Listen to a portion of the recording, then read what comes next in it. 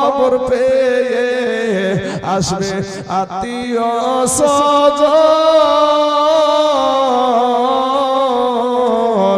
চতুর্পাশে বসে তাহারা করিবে কন্দন, মনের মতো সাজায়া দিবে কি সুন্দর পরিপাটি বাবা, কে মনের মতো সাজায়া দিবে কি সুন্দর পরিপাটি।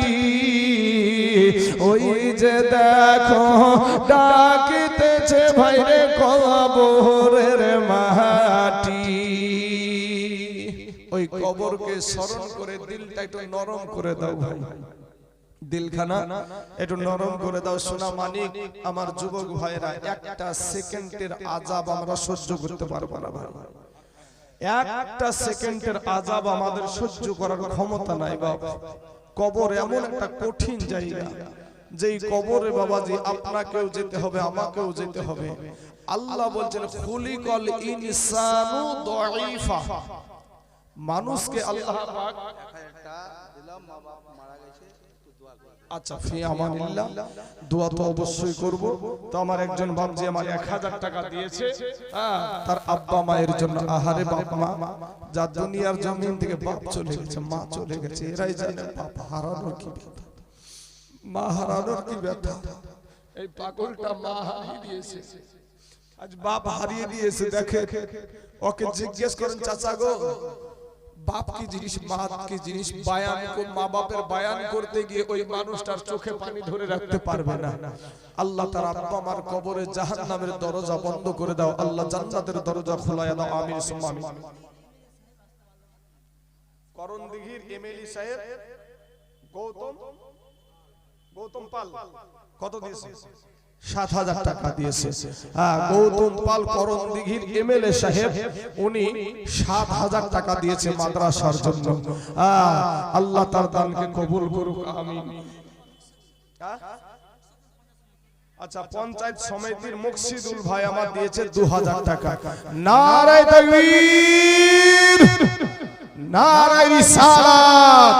মুকসিদুল ভাই আমার 2000 টাকার দাদা, জোরে বলেন জিন্দাবাদ। সুবহানাল্লাহ সুবহানাল্লাহ।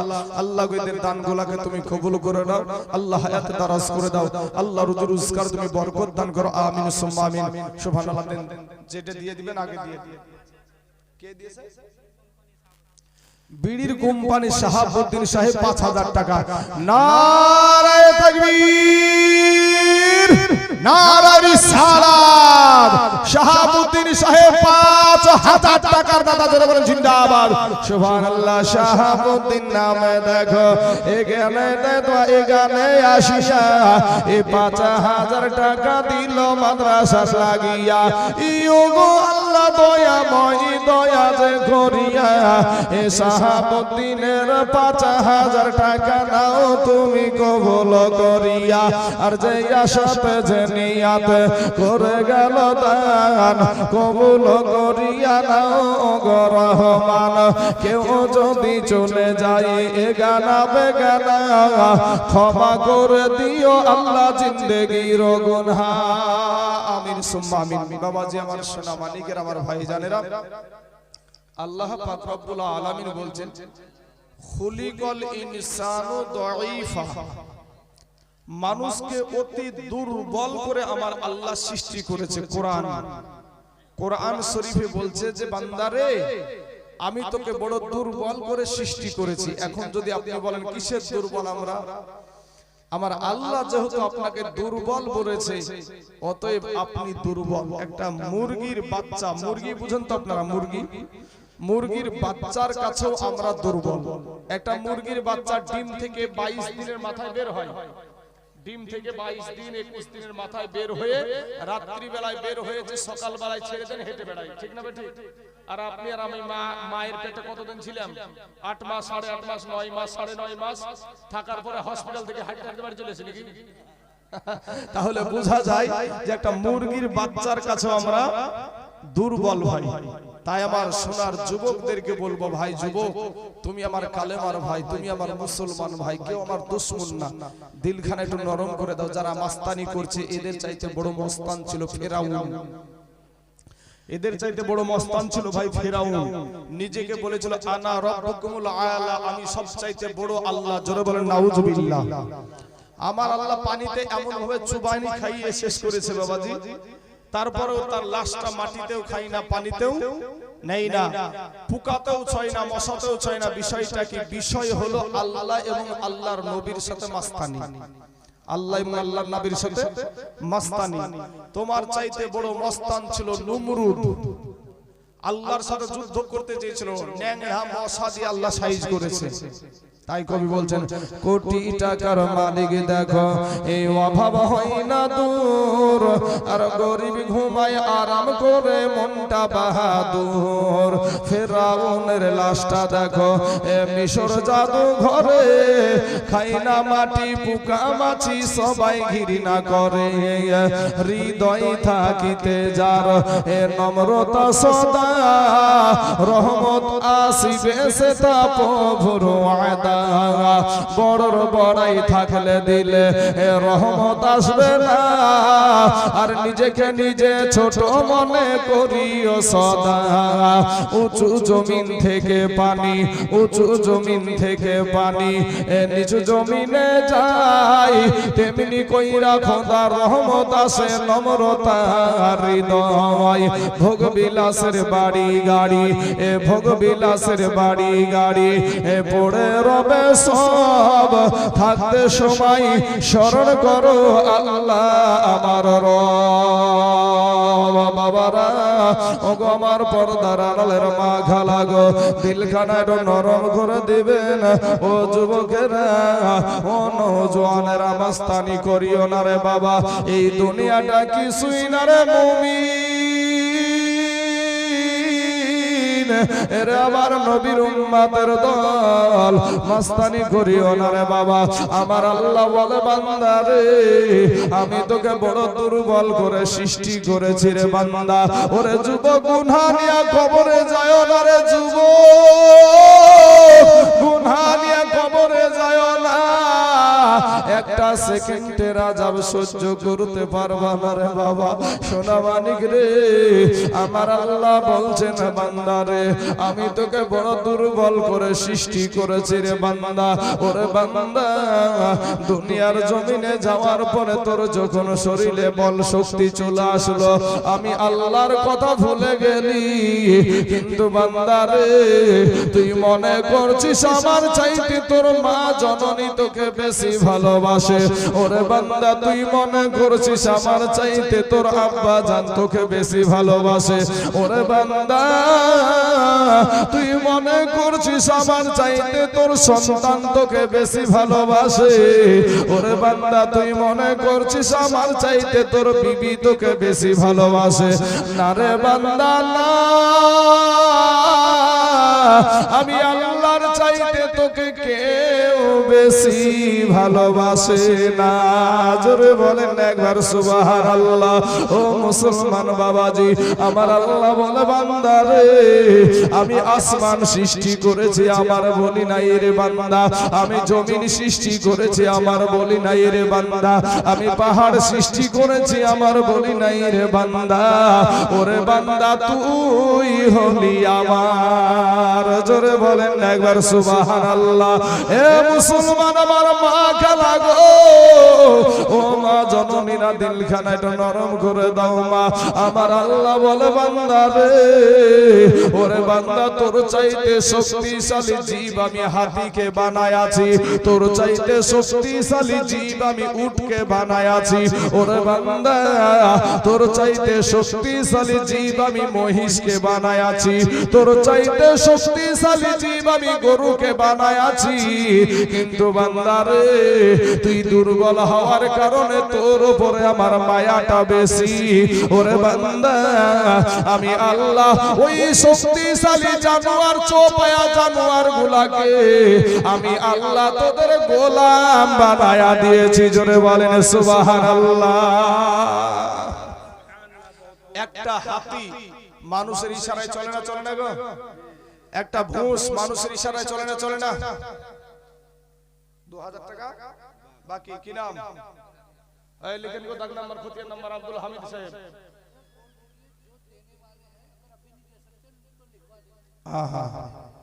বিষয়টা হলো যে ভাইজান, আমি চাইবো যদি আগে দিয়ে চলে যাব মনে করেন, তাহলে এখানে নামটা একটু লিখিয়ে যাবেন, ইনশাআল্লাহ পরবর্তীকালে আমি সেটা নাম করে দেবো। আরেকজন ভাই 1000 দিয়েছে, বলে দিয়েছি, ওটা বাংলাতে জানিয়ে দিয়েছি। সুবহানাল্লাহ। আরেকজন আব্দুর রহমান দিয়েছে 1000 টাকা। আল্লাহ তার দানকে তুমি কবুল করে নাও। একটু বায়ান করি ভাই। এই লিখার মানুষ কমিটির ছেলেরা এখানে লিখার জন্য একজন ব্যক্তি উপস্থিত থাকেন, একজন কমিটির ভাই লিখার জন্য উপস্থিত থাকেন। যাই, আপনারা একটু আমাকে ওয়াজ করতে দেন গো। সুবহানাল্লাহ, সুবহানাল্লাহ। বাবাজি আমার সোনা মানিকের আমার ভাই জানেরা, ওগো আমার আব্বা জানেরা, আমি আপনাদেরকে বলবো যে ভাই দিলখানা একটু নরম করে দেন। এই দুনিয়াটা কিচ্ছু না বাবা, কবে জানি আজরাইল চলে আসবে, আজরাইল এসে আপনাকে ধরবে বাবা। কেউ আপন না, তিনখানা কাফন ছাড়া আপনাকে কিছুই দিবে না বাবা। তিনখানা কাফন নিয়ে আমাদেরকে কবরে চলে যেতে হবে। তাই আমার সম্মানিত আমার বাবাজি ভাইদেরকে বলবো, ভাই একটু দিলখানা নরম করে, এই মাহফিলটা কোরআন ও হাদিসের মাহফিল, যেই জায়গায় কোরআন এবং হাদিসের কথা আলোচনা হয় সেই জায়গায় আল্লাহর অগণিত রহমতের ফারিস্তা নাজিল হয়। জোরে বলেন সুবহানাল্লাহ। বাবাজি আমার সোনা মানিকেরা, ওগো আমার পর্দার আড়ালের মা খালা গো, আমার আল্লাহ ডাক দিয়া বলে, বান্দা রে, ওরে বান্দা আয় ফিরে আয়, আমি আল্লাহর কাছে তওবা করে ফিরে আয়, আমি আল্লাহ তোর জীবনের সব গুনাহ মাফ করে দিব। এ মুসলমান ভাই রে, আজকে তুমি এত শীতের রাত্রি, এত ঠান্ডার রাত্রিতে বসে আছো, অনেক ভাই রাস্তার মধ্যে দাঁড়িয়ে আছে, অনেক ভাই রাস্তায় বাবাজি ঠেলাঠেলি করছে। ও মুসলমান যুবক, তোমাদের পা দুখানা গায়া দাও, তোমাদের পায়ে হাত দিয়া বলি রে ভাই, এই দুনিয়াটা কিছুই না রে মুমিন। আমার আল্লাহ কোরআনে বলছেন, ইদা জিলাতিল আরদু জিলজালাহা ওয়া আখরাজাতিল আরদু আসকালাহা ওয়া ক্বালাল ইনসানু মা লাহা। এমন একটা দিন আপনার আমার সম্মুখে চলে আসবে গো, ওই আসমানটা ভেঙে বাবা একেবারে জমিনে পড়ে যাবে। ওরে বাবা, যেই সূর্যটা 9,30,00,000 মাইল দূরে যেই সূর্যটা রয়েছে, ওই সূর্যটা আমার আল্লাহর হুকুমে বাবা, ওই সূর্যটা মাথার কাছে নেমে চলে আসবে। সূর্যের একটা নয়, দুটো নয়, সূর্যের 12টা মুখ খুলে দেওয়া হবে। সূর্যের তাপে মাটি পুড়ে তামা হয়ে যাবে রে বাবা। ও সোনা মানিক, হাজার হাজার মানুষ কবর থেকে উঠে দৌড়াবে, শুধু কান্নার আওয়াজ, বাঁচাও বাঁচাও। এ মুসলমান বাবাজি, সন্তান দৌড়াবে বাবার পিছনে, বাবা দৌড়াবে সন্তানের পিছনে। কেউ আপন না রে বাবা, কেউ আপন না। সেদিন আপনাকে আমাকে একাই শুধু বলবে, আমার কি হবে, আমার কি হবে। আর সকলের মধ্যে থেকে আমাদের দয়ার নবী বলবে, আমার উম্মতের কি হবে। জোরে বলেন সুবহানাল্লাহ। এ যুবক ভাইয়েরা, নওজওয়ানেরা, আমি আপনাদেরকে বলবো রে যুবক, এই দুনিয়াটা কিছুই না রে যুবক ভাইয়েরা। তোমাদের মতন যুবকেরা, তোমাদের মতন নওজওয়ানেরা এই ইসলামটাকে প্রতিষ্ঠিত করেছে। এ বাবাজি, রক্ত দিয়া, বিবিকে বিধবা করে দিয়া, সন্তানকে এতিম করে দিয়া, আজ বাবাজি এই বিগমপুরের মাদ্রাসার জন্য এই সভা, এই মাদ্রাসায় কি করা হয়, কোরআন শিক্ষা দেওয়া হয়। এই কোরআনকে বাবাজি, এই কোরআনকে বাবাজি 1985 সালে কলকাতার হাইকোর্টে আপনার মামলা করা হয়েছিল কোরআনকে ব্যান করার জন্য। শীতল সিং নামে একজন ব্যক্তি, আর একজন ব্যক্তি ছিল বাবা। কিন্তু ভাই রে, কোরআনকে যারা মিটাতে এসেছিল, কোরআন মিটে গে, কোরআন মিটে নাই, তারা মিটে গেছে। তাদেরই দুজনের পেট আত্মা বাবা ভর করেছিল 2021 সালে, যার নাম হলো ওয়াসিম রেজভী। এই ওয়াসিম রেজভী, এই ওয়াসিম রেজভী বাবাজি কোরআনের 26টা আয়াতের উপরে মামলা করেছিল ভাই রে। কোরআনের 26টা আয়াতের উপরে মামলা করেছিল। ভারতবর্ষের সবচাইতে বড় সুপ্রিম কোর্ট, সেই বাবাজি সুপ্রিম কোর্টে মামলা করেছিল। ওই জজ সাহেব বলেছিল এটা সংখ্যালঘু মুসলমানদের ধর্মগ্রন্থ, এটাকে বাতিল করা সংবিধানে বা আইনে কোন রকমের আইন নাই। আপনার সংবিধানের এই আপনার সুপ্রিম কোর্টের মূল্যবান সময় নষ্ট করার জন্য বাবারে 50,000 টাকা জরিমানা করা হয়েছিল এই ওয়াসিম রেজভীর। তাই কোরআনকে যারা বাবা ব্যান করতে এসেছিল, কোরআনকে যারা মিটাতে এসেছিল, কোরআন মিটে নাই, ইসলাম মিটে নাই রে বাবা। আমাদের ইমামে আজম আবু হানিফা রহমতুল্লাহ আলাইহি, উনি বাবাজি, উনি আর জামানায় বাবাজি এক নাস্তিক প্রশ্ন করেছিল বাদশার দরবারে যে মুসলমানদের কাছে প্রশ্ন, মুসলমানদের কাছে ইসলাম ধর্ম যারা মানে এদের কাছে আমার একটা প্রশ্ন। বলে কি প্রশ্ন?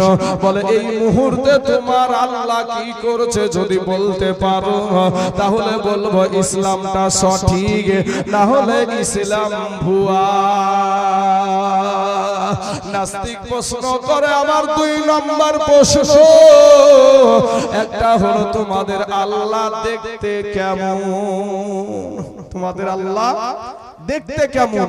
আমার 3 নম্বর প্রশ্ন, তোমার আল্লাহর আগে কে ছিল, তোমার আল্লাহর আগে কে ছিল। সম্মানিত বাবাজি আমার ভাইজানেরা, সমস্ত হাজার হাজার আলেম মাথা নত হয়ে গেল। 13 বছরের সন্তান ইমামে আজম আবু হানিফা রহমতুল্লাহ আলাইহি, উনি বাবাজি ওই সভাতে হাজির হলেন। বলে এই 3টা প্রশ্নের উত্তর আমি জানি, জোরে বলেন সুবহানাল্লাহ। বাদশার দরবারে যখন হাজির হলো, বলে বাদশা সাহেব আমার একটি কথা বলার আছে আপনাকে। তো কি? আমার বলার উদ্দেশ্য হলো, প্রশ্ন হলো এটাই যে প্রশ্ন যে করে সে বড় না যে উত্তর দেয় সে বড়? তো বলে যে উত্তর দেয় সেই কিছুটা বড়। তাহলে যিনি প্রশ্ন করছে উনি কোথায়? বলে সিংহাসনে বসে আছে। বলে যেহেতু উত্তরদাতা বড়, তাহলে আপনি আমাকে সিংহাসনে বসান, আমি আর প্রশ্নের উত্তর দিব। জোরে বলেন সুবহানাল্লাহ। ইমামে আজম আবু হানিফা রহমতুল্লাহ আলাইহিকে সিংহাসনে যখন বসায়া দিয়েছে, ইন দি মিন টাইমে বলে তোমার প্রথম প্রশ্ন কি? বলে এই মুহূর্তে তোমার আল্লাহ কি করবে? বলে এই মুহূর্তে আমার আল্লাহ তোর মতন ব্যক্তিকে, নাস্তিককে, জাহান্নামের কুত্তাকে, সারা পৃথিবীর মানুষ তোকে দেখছে ছিল মুসলমানদের জয় হবে না, বিজয় হয়ে যাবে, মুসলমানেরা হেরে যাবে। এটার জন্য মানুষ সবাই একেবারে না তাকিয়েছিল, সবাই চাইয়াছিল। কিন্তু নাস্তিক শোন, তোকে সবাই চিনে, কিন্তু আমি নোমান বিন সাবিত ইমামে আজম আবু হানিফাকে কেউ চিনত না। এই মুহূর্তে আবার আল্লাহ তোর মতন নাস্তিককে সিংহাসন থেকে নিচে নামায়া দিল, আর আমি নোমান বিন সাবিত ইমামে আজম আবু হানিফাকে সিংহাসনে উঠায়া দিল। জোরে বলেন সুবহানাল্লাহ। আমার আল্লাহ এই মুহূর্তে এই কাজটা করবে। বলে আমার 1 নাম্বার প্রশ্নের উত্তর হয়ে গেছে। প্রশ্ন যেমন উত্তর তেমন, প্রশ্ন যেমন উত্তর তেমন। সম্মানিত আমার বাবাজি আমার ভাইজানেরা, দ্বিতীয় প্রশ্ন বলে তোমার আল্লাহ দেখতে কেমন?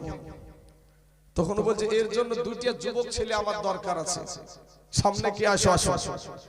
দুজন বুক ফুলিয়ে চলে আসছে, মুসলমানরা হারবে, সবাই একটা বাবাজি মজা করবে। সারা পৃথিবী দেখছেন না মুসলমানদেরকে সাইজ করার জন্য একেবারে উঠে পড়ে লেগে আছে।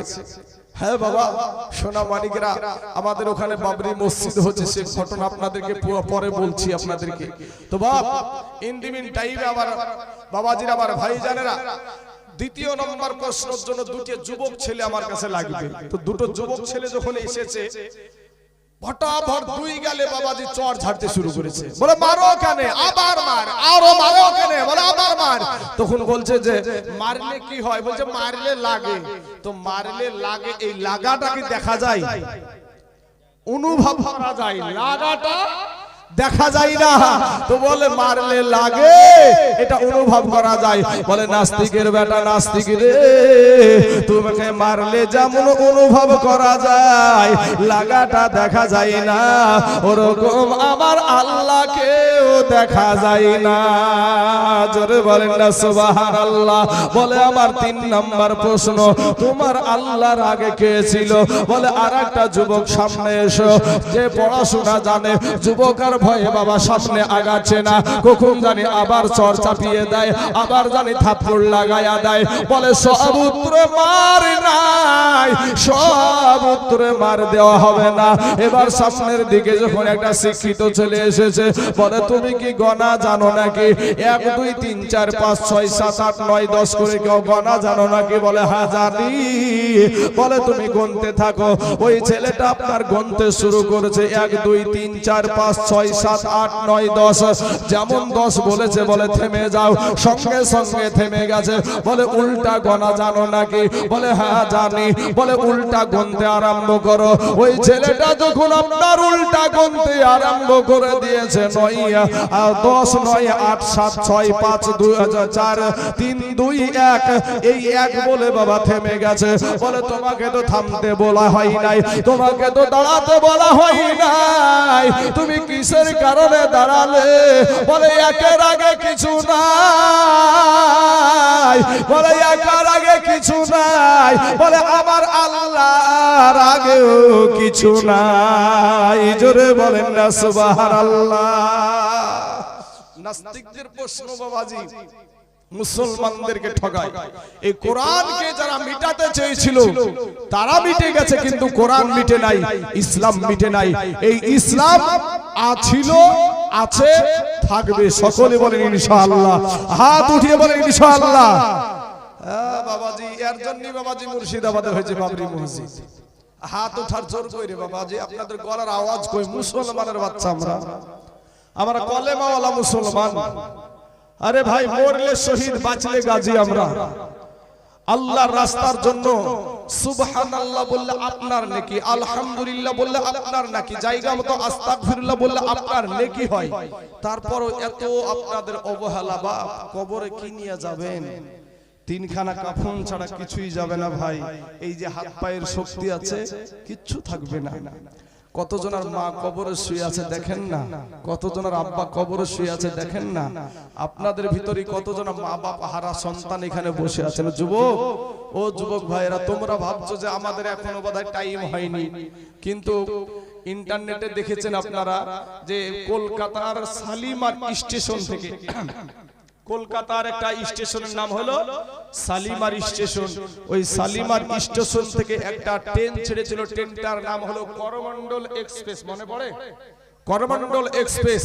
এই ট্রেনটা উড়িষ্যার বালেশ্বর নামে একটা জায়গায় গিয়ে একসঙ্গে 3টা ট্রেন অ্যাক্সিডেন্ট করেছিল। মুহূর্তের মধ্যে কান্নার আওয়াজ, বাঁচাও বাঁচাও বাঁচাও। এত মাস্তানি ট্রেনের ভিতরে, এত হাসি, এত আনন্দ, এত কিছু, হাসি ঠাট্টা সব কিছু মুহূর্তের মধ্যেই বাবাজি কান্নার আওয়াজ, বাঁচাও বাঁচাও বাঁচাও। ইন দি মিন টাইমে এমন সময় বাবাজি আমরা শুনতে পেলাম 300 থেকে 350 যুবক দুনিয়া থেকে বিদায়। মাস্তানি কিসের করো ভাই? কিসের মাস্তানি করো? আজকে একটা কালেমা পড়তে পারো না ভাই, নিজের নবীর নামটা জানো না, এরপরও মাস্তানি করো। ও মুসলমান যুবক ভাইরা আমার, তোমাদের পা দুখানা আগায়া দাও ভাই, তোমাদের পায়ে হাত দিয়ে বলি ভাই রে, মাস্তানি করিও না ভাই। এই দুনিয়াটা কিচ্ছু না ভাই। তোমাদের মতন যুবকেরাই আমার দয়ার নবীর পাশে বুক পেতে দিয়ে এই ইসলামটাকে প্রচার করেছে। জোরে বলেন একবার সুবহানাল্লাহ। ভাই যুবক, ও যুবকেরা, মুতার প্রান্তরে লড়াই হবে, যুদ্ধ হবে। ওইদিকে কাফেরদের সৈন্য হলো 1 লক্ষ, আর মুসলমানের সৈন্য হলো মাত্র 3000। কয় হাজার গো? মাত্র 3000। এই 3000 এর ভিতরেও আপনার নবী আমার নবী 3টা সেনাপতি বানালেন। যুদ্ধের ময়দানে সেনাপতি লাগে 1 জন, আমার নবী বানালেন 3 জন। এখান থেকে বোঝা যায় যে আমার নবীজি গায়েবের সংবাদদাতা। এখান থেকে বোঝা যায় যে নবীজি গায়েবের সংবাদ দেনেওয়ালা। মুসলমান যুবক ভাইয়ের, আমার আব্বা জানেরা, এই 3 জনকে বললেন তোমরা প্রথম নম্বরে বলেন কোথায় আমার পালক পুত্র যায়েদ, দাঁড়িয়ে যাও। সঙ্গে সঙ্গে দাঁড়িয়ে গেলেন। কোথায় আমার 2 নম্বরে বলেন কোথায় আমার চাচাতো ভাই জাফর বিন আবু তালিব, দাঁড়িয়ে যাও। সঙ্গে সঙ্গে বাবা দাঁড়িয়ে গেলেন। তারপরে বললেন কোথায় আমার সাহাবী আব্দুল্লাহ ইবনে রাওহা, দাঁড়িয়ে যাও। সঙ্গে সঙ্গে দাঁড়িয়ে গেলেন। এ তো বাবা যে আপনার আমার মতন মাল ছিল না। তারা নবীজির কথা বলতে দেরি হতো, কিন্তু তাদের মানতে দেরি হতো না। যায়েদ বলছেন ইয়া রাসূলুল্লাহ, ইয়া হাবিবাল্লাহ, নবী গো, ওগো নবীজি, আমার আব্বা জান আমাকে যুদ্ধের ময়দানের সেনাপতি বানায়া দিয়েছে গো নবী। আমার বাড়িতে যাওয়ার কোনো প্রয়োজন নাই। আমার মা আয়েশা ঘরে বসে শুনতে পেয়ে যাবে গো নবীজি। বাবা জাফর বিন আবু তালিব বাড়িতে চলে গেলেন। বাড়িতে বিবিকে সালাম দিয়া বলে, বিবি রে, ওরে বিবি, আমাকে দয়ার নবী যুদ্ধের ময়দানের সেনাপতি বানায়া দিয়েছে গো বিবি। বিবি গো, আমি যুদ্ধের ময়দানে চলে যাব। বিবি রে, এতদিন তোমার সঙ্গে আমি ঘর সংসার করছি গো বিবি, হয়তো তোমার কোনো হক আমি আদায় করতে পারি নাই গো বিবি। বিবি গো, তুমি আমাকে মাফ করে দিও। বিবি সঙ্গে সঙ্গে আল্লাহর দরবারে 2 খানা হাত উঠিয়ে বলে, আল্লাহ গো, আমার স্বামীকে আমার দয়ার নবী যুদ্ধের ময়দানের সেনাপতি বানায়া দিয়েছে। তাতে থেকে আমি বিরত থাকতে বলবো না, আমি বাধাও দিব না। তবে আল্লাহ গো, আমার স্বামীকে যুদ্ধে জয়ী করে গাজী হিসাবে আমার কাছে পৌঁছায়া দিও। বাবা জাফর বিন আবু তালিবের হাতে ছিল একটা তরবারি। ওই তরবারির উল্টা পিঠ দিয়ে বৃদ্ধ আঘাত করে বলছেন, বিবি রে, উল্টা দোয়া করিও না রে বিবি। বিবি গো, উল্টা দোয়া করিও না। তোমার উল্টা দোয়া আমার আল্লাহর দরবারে কবুল হবে না। কারণ বিবি রে, যুদ্ধের ময়দানে সেনাপতি লাগে 1 জন, আমার নবী বানায় আছে 3 জন। বিবি রে, আমার আগেও 1 জন আছে, পরেও 1 জন আছে রে বিবি। নির্ঘাত আমি ওই মুতার প্রান্তরে শহীদ হয়ে যাব রে বিবি। বিবি, তুমি উল্টা দোয়া করিও না। বিবি গো, তোমার দোয়া কবুল হবে না। বিবিকে ডাক দিয়া বলে, বিবি রে, আমার সন্তানগুলাকে আমি রেখে যাচ্ছি গো বিবি। আমি যেই রাস্তায় জীবন দিতে যাচ্ছি, আমার সন্তানগুলাকেও তুমি ওই রাস্তায় শিক্ষিত করিও। জোরে বলেন সুবহানাল্লাহ। বাবা গো, জাফর বিন আবু তালিব বাড়ি থেকে বেরিয়ে চলে যাচ্ছেন। বাবা, এমন সময়তে বিবি কাটা কবুতরের মতন উঠানে পড়ে গড়াগড়ি আরম্ভ করে দিয়েছে। বাবা, ছোট্ট ছোট্ট বাচ্চাগুলা, সন্তানগুলা পিছনে পিছনে আব্বু গো, আব্বু গো বলে দৌড়ায়। একবারও বাবা ওই জাফর বিন আবু তালিব একবারও পিছন ফিরে তাকালেন না। কারা কান্দে বাবা রে? এবার আপনার 3 নাম্বার সেনাপতি আব্দুল্লাহ ইবনে রাওহা চলে গেলেন বাড়িতে। নতুন বিবাহ করেছে বাবা, ফুলসজ্জার রাত্রি, বাসর সজ্জার রাত্রি। এমন সময়তে মুসলমান বাড়ির দরজার কাছে গিয়ে বিবিকে দেখে বিবি কোরআন তেলাওয়াত করছে। বিবিকে সালাম দিয়ে বলে, বিবি গো কোরআন তেলাওয়াতটা একটু বন্ধ করো গো বিবি। বিবি গো আমি তোমার স্বামী এসেছি। ও গো বিবি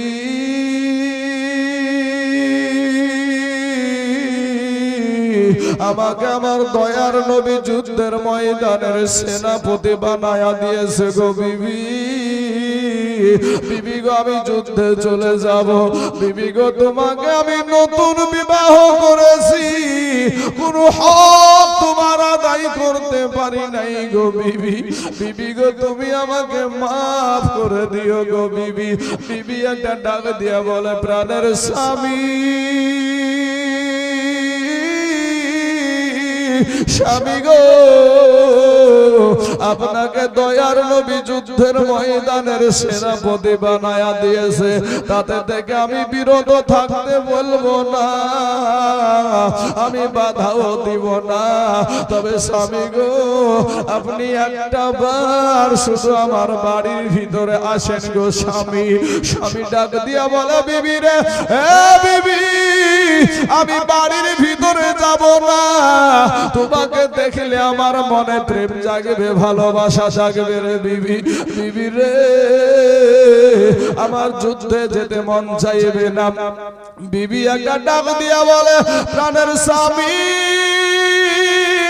খোদার কসম কিরা বলি গো স্বামী, আপনি যদি বাড়ির ভিতরে আসেন আপনাকে কোনো প্রেম নিবেদন করব না, কোনো ভালোবাসা নিবেদন করব না।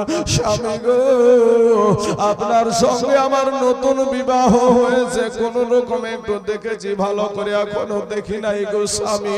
স্বামী গো আপনাকে একটা শুধু নজর আপনাকে আমি দেখে রাখতে চাই, কাল কিয়ামতের মাঠে যেন আপনাকে স্বামী রূপে চিনে নিতে পারি।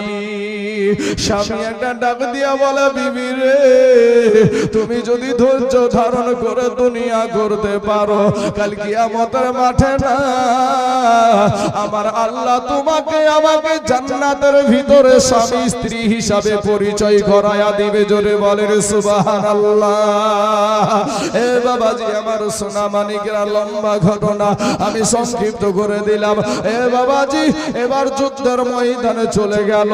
এবার কাফেরদের তরফ থেকে, কাফেরদের পক্ষ থেকে আপনার হুঙ্কার আসছে রে বাবা। এবার সাইদের হাতে ইসলামের পতাকা আর হাতে তরবারি বাবা। কলা গাছ ঝুড়া করে ঝুড়তে ঝুড়তে ঝুড়তে ঝুড়তে ঝুড়তে ঝুড়তে আমার নবীজির পালিত পুত্রকে বাবা ঘেরাও করে ফেললো। আবার নবীজির পালিত পুত্রকে বাবা দুনিয়া থেকে বিদায় করে দিল, শহীদ করে দিল। এ মুসলমান যুবক রে, আমার কালেমার ভাই, এবার আপনার জাফর বিন আবু তালিবের হাতে তরবারি। ওই জাফর বিন আবু তালিব যখন আপনারা বলবো কি বাবা কাল বৈশাখী ঝড়ের গতিতে আপনার শুরু করে দিল তরবারি চালানোর বাবা। একটা সভাতে বাবা রে ওই জাফর বিন আবু তালিব আমার নবীজির চাচাতো ভাই এক হাতে যখন আঘাত করলো বাবা, একটা হাত কেটে জমিনে পড়ে গেল। দ্বিতীয় হাতে যখন আঘাত করেছে, দ্বিতীয় হাতখানা আপনার আঘাত কেটে জমিনে পড়ে গেছে। পাশের একটা সাহাবীকে ডাক দিয়ে বলে ওগো আল্লাহর নবীর সাহাবী, দয়ার নবীকে বলি ওগো আমি জাফরের দুই হাত কাটা, দুই পা কাটা, এরপরও ইসলামের পতাকা মাটিতে পড়তে দিই না। জোরে বলেন না একবার সুবহানাল্লাহ। বাবা গো দুইজন সাহাবী দৌড়ে গিয়ে দেখছে রে বাবা জাফরের দুই হাত কাটা, দুই পা কাটা, ইসলামের পতাকাটা মুখে কামড় দিয়ে উঁচা করে রেখে দিয়েছে। জোরে বলেন সুবহানাল্লাহ। এ মুসলমান, এ আমার আব্বা জানেন, আমার ভাই জানেন, আমার কলে ওয়ালারা, নবী ওয়ালারা, আল্লাহ ওয়ালারা, মুমিন বান্দারা, আমি আপনাদেরকে আজকে এই বাবাজি উত্তর দিনাজপুরের জেলাতে মুর্শিদাবাদের শেষ প্রান্ত থেকে হাজির হয়েছি গো বাবা। সোনা মানিক রে, আমি আপনাদেরকে বড় বিশ্বাস করি। আমি তাইজুল ইসলাম বাবা, এই পশ্চিম বাংলার আনাচে কানাচে সব জায়গাতেই যাই রে বাবা। আমি আপনাদেরকে আজকের দিনে আমি কাউকে হাত কাটতে বলবো না বাবা, কাউকে পা কাটতে বলবো না, কাউকে আপনার বিবিকে বিধবা করতে বলবো না, আপনার সন্তানকে আমি বিধবা এতিম করতে বলবো না রে বাবা। আমি আপনাদেরকে একটাই কথা বলবো বাপ, আজ এই ভিগপুরের জমিনে একটা মাদ্রাসা রয়েছে বাবা। ওই মাদ্রাসাটার জন্য ও মুসলমান এমন কোন আল্লাহর বান্দা আমি একজনকে দেখবো যে নবীজির সাহাবারা তো জীবন দিয়ে ইসলামকে প্রচার করেছে, প্রতিষ্ঠিত করেছে। এই কোরআনকে বাঁচানোর জন্য, মাদ্রাসাকে বাঁচানোর জন্য, ও মুসলমান ইসলামকে বাঁচানোর জন্য কারা আছেন ও ইসলাম দরদি ভাই, কারা আছেন ইসলাম দরদি আব্বা জান? আমি প্রথম হালাতে একজন ব্যক্তিকে আমি শুধু দেখতে চাই, মাত্র ৫,০০০ টাকা। বলবেন হুজুর আমার জান আছে মাল নাই, তবে আমি দিয়ে দিব ৫,০০০। কোন আল্লাহর গোলাম আছেন এখানে বাবাজি? একটা বার শুধু নামখানা প্রকাশ করবেন। আপনার মা জননী কবরে গো, আপনার আব্বা জান কবরে শুয়া ডুকরে ডুকরে কান্দে, বলে বেটা রে